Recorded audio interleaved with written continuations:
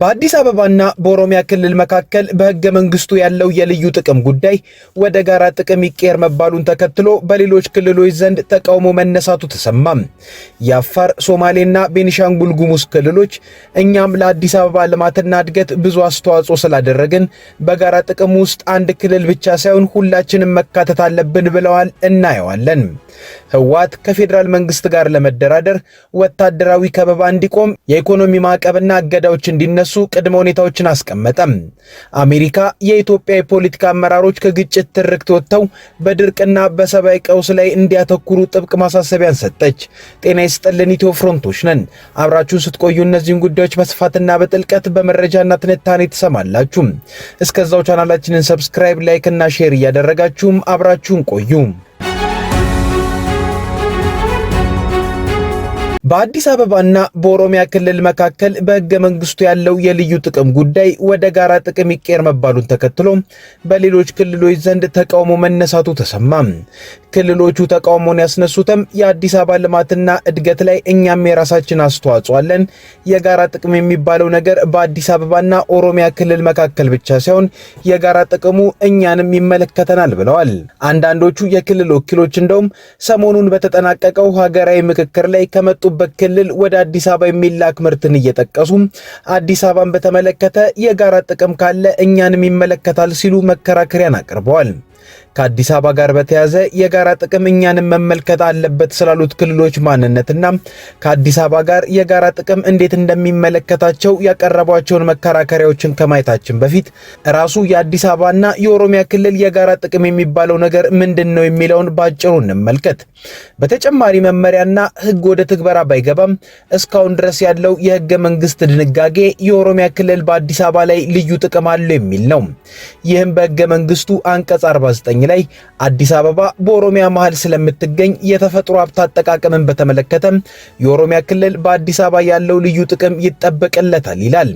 ይህን የልዩ ጥቅም ጉዳይ አንዳንድ የኦሮሞ ብሔርተኞች ባለቤትነት ድረስ ለጥጠው ሲተረጉሙት ቢስተዋልም አብዛኞቹ ግን ኦሮሚያ ከአዲስ አበባ ልዩ ጥቅም የሚገባት አዲስ አበባ የኢንዱስትሪዎቿ ፍሳሽ ወደ ኦሮሚያ ክልል ስለሚሄድ እንዲሁም ለግንባታ የሚያገለግሉ የተፈጥሮ ሀብቶችንም አዲስ አበባ ከኦሮሚያ ስለምትወስድ ይህም በአዲስ አበባ አጎራባች ባሉ የኦሮሚያ ክልል ሰፈሮች ላይ የተፈጥሮ ሀብት መመናመንን ስለሚያመጣ አዲስ አበባ ለኦሮሚያ ይህንን የተፈጥሮ ሀብት መጎዳትን የምታካክስበትን ካሳ የምትከፍልበት ነው። ጠቅላይ ሚኒስትር አብይ አህመድም ከጥቂት ዓመታት በፊት ኦሮሚያ በአዲስ አበባ ላይ ስላለው ልዩ ጥቅም የሰጡት ትርጓሜም ይህንኑ ነው። ታዲያ ይህን ወደ ዝርዝር አተገበር ያልገባ የሕገ መንግስቱን ድንጋጌ ነው ለመቀየር በሀገራዊ ምክክሩ ላይ እንቅስቃሴ የተጀመረው። በዚህም የፌዴራል ከተሞችን አስመልክቶ ባለቤትነታቸው ወይንም ሕጋዊ ቁመናቸው ምን ይሁን በሚለው አጀንዳ ውስጥ የአዲስ አበባን ጉዳይ ሲነሳ ነው የኦሮሚያ ክልል በከተማይቱ ልዩ ጥቅም አለው የሚለው የሕገ መንግስቱ አንቀጽ ወደ ጋራ ጥቅም ይቀየር የተባለው። ሆኖም የኦሮሚያና አዲስ አበባ የጋራ ጥቅም ምንድን የሚለው ጉዳይ በሀገራዊ ምክክሩ ላይ በአዲስ አበባ ባለቤትነት ላይ ሲወያዩ ለነበሩ ቡድን አባላት ግልጽ ባለመሆኑ የሚያብራሩ ባለሙያዎች ተጋብዘው ነበር። ነገር ግን ስለ አዲስ አበባና ኦሮሚያ የጋራ ጥቅም እንዲያብራሩ የመጡት ሙያተኞች የጋራ ጥቅምን አዲስ አበባና ኦሮሚያ በጋራ በጀታቸውን ያወጣሉ ማለት ነው አይነት ትርጉምን እየሰጡ ሲያብራሩ ታዳሚው ግራ መጋባት ውስጥ ገብቶ ነበር። እንደገና ማብራሪያ እንዲሰጡ የተጋበዙ ሙያተኞች አዲስ አበባን አስመልክቶ ከተማይቱን ለአንድ ወገን የማስረከብ አይነት አቋምን ስላንጸባረቁና ገለልተኝነታቸውን ተሳታፊዎች ስላልተቀበሉ በምክክሩ ተሳታፊዎች ጥያቄ ከመድረኩ እንዲወርዱና ከምክክሩም እንዲታገዱ ተደርገዋል። እንዲህም ሆኖ የአዲስ አበባና የኦሮሚያ የጋራ ጥቅም የሚለው ጉዳይ በሌሎች ክልሎች ዘንድ ከባድ ተቃውሞን አስነስቶ እንደነበር ኢትዮ ፍሮንት መረዳት ትችላለች።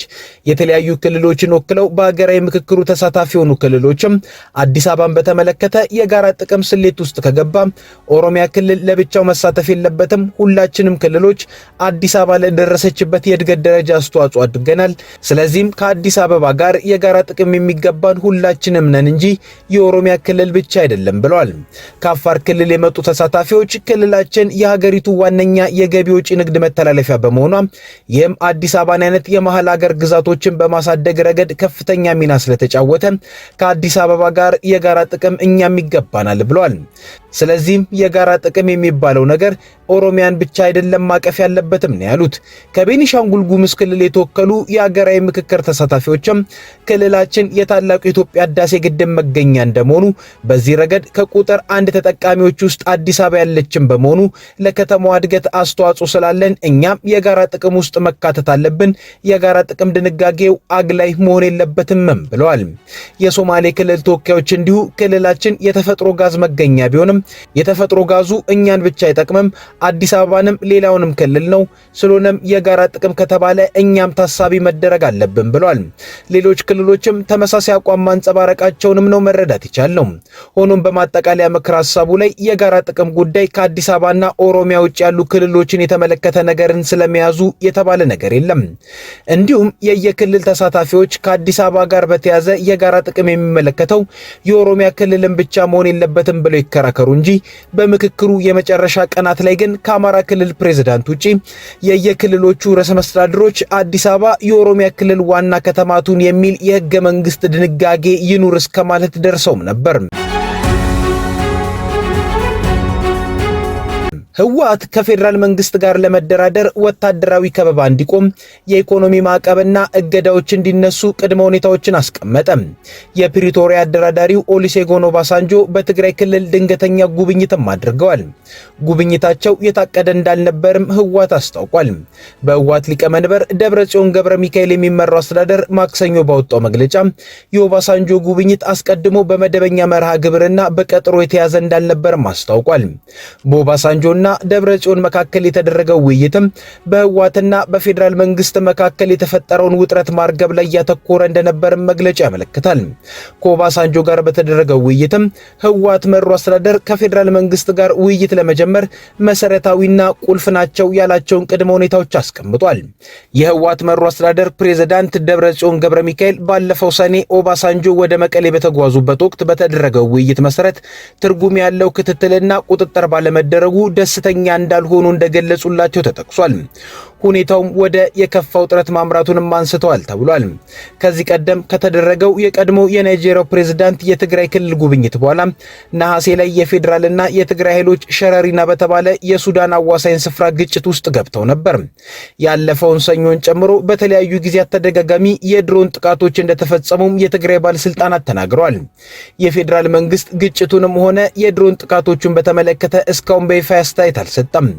ይሁን እንጂ የህወሓት አመራሮች በአገር ውስጥ ካሉ ታጣቂዎችና የውጭ አካላት ጋር ጽምዶ የተባለ ጥምረት እንደመሰረቱ በመግለጽ ከሷል። የህወሓት አመራሮችም ባደረጓቸው ህዝባዊ ስብሰባዎች ላይ ፌደራል መንግስትን ስለማስወገድ ያንጸባረቁት አቋም ውጥረቱን ያባባሰው ሆኗል። ህወሓት የሚመራው የትግራይ ክልል አስተዳደር ትላንት ባወጣው መግለጫ የፌደራል መንግስት በመሰረታዊ ጉዳዮች ላይ ተጨባጭና እውነተኛ ማሻሻያዎች አለማድረጉን በመጥቀስ ከሷል። ላለፉት 4 ዓመታት የታየውን የማይፈጸሙ ቃል ኪዳኖች ያሉበት እንዲሁም መሬት ላይ ሁኔታው መጥፎ ወደ የባሰ እየተለወጠ የሚሄድበትን አካሄድ እንደገና ለመድገም ምንም አይነት ፖለቲካ ፍላጎት እንደሌለውም ገልጿል። ደብረጽዮን ከፌደራል መንግስት ጋር ውይይት የሚጀመር ከሆነ መመለስ ስላለባቸው መሰረታዊና ቁልፍ ጉዳዮች ለኦባሳንጆ ገልጸዋል ተብሏል። ከቅድመ ሁኔታዎቹ መካከል የኢኮኖሚ ማዕቀብና እገዳ መነሳት እንዲሁም ወታደራዊ ከበባን ማቆምና የተፈጠረውን ውጥረት ማርገብ የሚሉት ይገኙበታል። የትግራይ ሉዓላዊ ግዛት ወደ ነበረበት መመለስ፣ የተፈናቃዮች ደህንነታቸውና ክብራቸው በተጠበቀ መልኩ መመለስ እንዲሁም የህወሓት ፖለቲካዊና ህጋዊ ማንነትን መመለስን በቅድመ ሁኔታነት ተቀምጠዋል። አስተዳደሩ ከፌደራል መንግስት ጋር የሚደረግ ውይይት የጊዜ ገደብ የተቀመጠለት እንዲሁም ግፊት መፍጠር የሚችሉ ዋነኛ ዓለም አቀፍ አጋሮች የሚሳተፉበት መሆን እንዳለበትም ገልጿል። መግለጫው የቀድሞ ፕሬዝዳንት ኦሉሴጉን ኦባሳንጆ ከፌደራል መንግስት ጋር ተወያይቼ በሚቀጥሉት 1 እና 2 ሳምንታት እመለሳለሁ ማለታቸውን ጠቅሷል። ወደ መቀሌ የተጓዙት የፕሪቶሪያ ስምምነት አደራዳሪው ኦባሳንጆ ስለ ትግራይ ክልል ጉብኝታቸው በይፋ አስተያየት አልሰጡም። ይሁን እንጂ ኦባሳንጆ ወደ መቀሌ ከመጓዛቸው አስቀድሞ ቅዳሜ ዕለት በአዲስ አበባ ከተማ በተካሄደው በሀገራዊ ምክክር ጉባኤ የመዝጊያ ስነ ስርዓት ላይ ተገኝተው ንግግርን አድርገዋል። ግጭትና ጦርነቶች፣ አመጽና የደህንነት እጦት በሙሉ በቃ ሊባሉ እንደሚገባቸውም ተናግረዋል። ኦባሳንጆ በግንቦት መጀመሪያ የአፍሪካ ህብረት በአፍሪካ ቀንድ ሰላምና መረጋጋትን ለማምጣት የሚያደርገውን ጥረት እንደሚደግፉ በህብረቱ ኮሚሽን ሊቀመንበር መሐሙድ አሊ የሱፍ መሾማቸው ይታወሳል። በፌዴራል መንግስቱና በትግራይ ኃይሎች መካከል የተካሄደውን ደም አፋሳሽ ጦርነት ያስቆመውን የፕሪቶሪያ ስምምነት ካሸማገሉት መካከል ኦሉሴጉን ኦባሳንጆ አንዱ ናቸው። ሁለቱም ወገኖች አንዳቸው ሌላኛቸውን ስምምነቱን ባለማክበርና በመጣስ እየተካሰሱ የቆዩ ሲሆን ከወራት በፊት ደግሞ የህወሓት መሪዎች በስምምነቱ የተመሰረተውን የክልሉን ጊዜ አስተዳደር አስወግደው ከተቆጣጠሩ በኋላ ውጥረቱ ተባብሶ ወደ ግጭት ሊገባ ይችላል የሚል ስጋት ተፈጥሯል።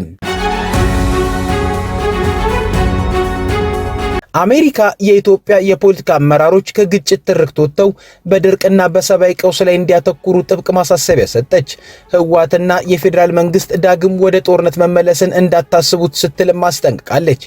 ማስጠንቀቂያው በሰሜን ኢትዮጵያ ዳግም አስከፊ ጦርነት ሊቀሰቀስ ይችላል የሚል ከፍተኛ ውጥረትና የህዝብ ስጋት ማየሉን ተከትሎ የመጣ ነው ተብሏል። በኢትዮጵያ የአሜሪካ አምባሳደር ኤርቪን ማሲንጋና በአፍሪካ ህብረት የአሜሪካ ልዑክ ቻርጅ ዲአፌር ዋልተር ፓርስ ትላንት ማክሰኞ በጋራ ባወጡት አስቸኳይ መግለጫ የፕሪቶሪያው የግጭት ማቆም ስምምነት ያስቆመው የጦርነት ሰቆቃ ዳግም እንዳይመለስ አስጠንቅቀዋል። ዲፕሎማቶቹ በመግለጫቸው የአፍሪካ ህብረት ከፍተኛ ተወካይ የሆኑት የቀድሞ የናይጄሪያ ፕሬዝዳንት ኦሉሴጉን ኦባሳንጆ በመቀሌ ያደረጉትን ጉብኝት እንደሚያበረታቱ ገልጸው አሁንም በሰሜኑ የአገሪቱ ክፍል ያለው አሳሳቢ የህዝብ ፍርሃትና ውጥረት የኦባሳንጆ ሚና እጅግ ወሳኝ እንደሚያደርገው አመላክተዋል። ይህም ዓለም አቀፉ ማህበረሰብ በክልሉ ያለውን የሰላም ስምምነት አተገባበር መጓተትና የጦርነት ነጋሪት ጉሰማ በከፍተኛ ትኩረት እየተከታተለው መሆኑን የሚያሳይ ነው። አመራሮች ህዝቡን ከጦርነት ስጋት ነፃ አድርገው በድርቅ ለተጎዱ ማህበረሰቦች አስቸኳይ መፍትሄ ማምጣት ሲገባቸው በተቃራኒው የፖለቲካ ሽኩቻ ውስጥ መግባታቸውን አሜሪካ አጥብቃ ተችታለች። መግለጫው የተባበሩት መንግስታት ድርጅት ነዋሪ አስተባባሪ ኦዞኒያ ኦጁዌሎን ጠቅሶ እንዳብራራው ሁሉም አካል በድርቅ አደጋው ላይ ማተኮር ሲገባው እንዲህ አይነት የጦርነት ስጋቶችና ውጥረቶች መፈጠራቸው እጅግ አሳሳቢ ነው ብለዋል። ተፈናቃይ ዜጎችን በደህንነትና በክብር ወደ ቀያቸው እንዲሁም ወደ መደበኛ አምራች ህይወታቸው መመለስ የሁሉም አመራሮች ቀዳሚ ዓላማ ሊሆን እንደሚገባ ያሳሰቡት ዲፕሎማቶቹ ለዚህም በፖለቲከኞች በኩል መደራደርና የጋራ መግባባት ግድ መሆኑን አስገንዝበዋል። አሜሪካ በቀጣይ የኢትዮጵያን ህዝብ የወደፊት ዕጣ ፈንታ በሚወስነው በዚህ ወሳኝ ጉዳይ ዙሪያ ከቀድሞ ፕሬዝዳንት ኦባሳንጆ ጋር በቅርበት ለመስራት እንደምትጠብቅም አረጋግጣለች። የዚህ መግለጫ መውጣት በሰሜን ኢትዮጵያ የሚገኙ የፖለቲካ ኃይሎች ካሉበት መካረር ወጥተው ለህዝቡ ሰላምና ሰብአዊ እርዳታ ቅድሚያ እንዲሰጡ የተላለፈ ቀጥተኛ ማስጠንቀቂያ መሆኑንም አሳይቷል። ከኢትዮ ፍሮንት የዛሬ ጉዳዮቻችን እነዚህ ነበሩ። አብራችሁን ስለቆያችሁ እናመሰግናለን። ቻናላችንን ሰብስክራይብ አድርጉልን። መልካም ጊዜ